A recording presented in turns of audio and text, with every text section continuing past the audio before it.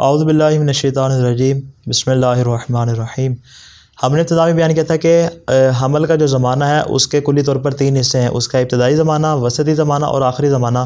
جیسے جیسے حمل کا زمانہ گزرتا چلا جاتا ہے اور بچے کی ولادت کے ایام قریب آنے لگ جاتے ہیں تو ویسے ویسے اس کے اعمال میں بھی روز بروز اضافہ ہوتا چلا جاتا ہے، اس لیے کہ یہی وہ اعمال ہیں جو اس کو اور اس کے مولود کو، چاہے وہ بچہ ہو یا بچی ہو، اس کو خدا سے قرب اختیار کرنے کا وسیلہ اور واسطہ بنتے ہیں۔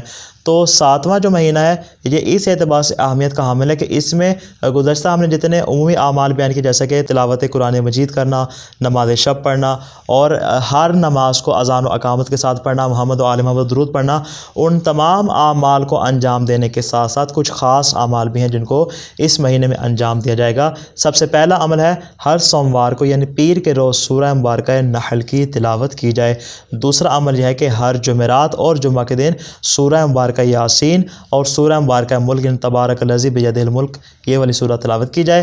اور تیسرا عمل یہ ہے کہ روزانہ کی نمازوں میں سورہ مبارکہ قدر اور سورہ مبارکہ اخلاص کی تلاوت کی جائے۔ پہلی رکعت میں سورہ قدر اور دوسرے میں سورہ اخلاص قل هو اللہ احد کی تلاوت کی جائے۔ چوتھا عمل ہے کہ روزانہ 140 مرتبہ یہ صلوات پڑھی جائے، اللہم صلی علی محمد و آل محمد وعجل فرجہم واہلک عدوہم ولعن اعداءہم من الجن والانس من الاولین والآخرین۔ پانچواں عمل یہ ہے کہ ہر کھانے کے بعد تھوڑے سے تربوز کا استعمال کیا جائے، البتہ تربوز کے کھانے سے پہلے اور تربوز کھا لینے کے بعد پانی کا استعمال نہ کیا جائے، تربوز کھانے سے پہلے بھی اور تربوز کھانے کے بعد بھی پانی کا استعمال نہ کیا جائے۔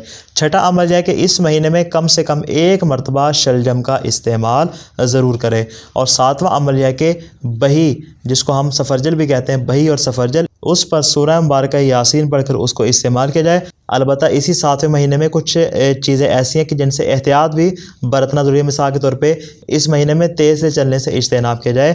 اس کے علاوہ روزانہ نماز صبح کے بعد 1 بادام پر سورہ مبارکہ انعام پڑھ کر اسے استعمال کیا جائے اور اس عمل کو 40 روز تک انجام دیا جائے۔ جیسا کہ پہلے بھی بیان ہوا، اس مہینے میں سورہ مبارکہ حدید، سورہ مبارکہ حشر، سورہ مبارکہ صف، سورہ مبارکہ جمعہ اور سورہ مبارکہ تغابن کی بھی تلاوت سے غفلت نہ برتی جائے۔ دعائے خلا کے دوارم سے کہ وہ ہمیں ہر قسم کی بیماری سے محفوظ فرمائے۔ والسلام علیکم ورحمۃ اللہ وبرکاتہ۔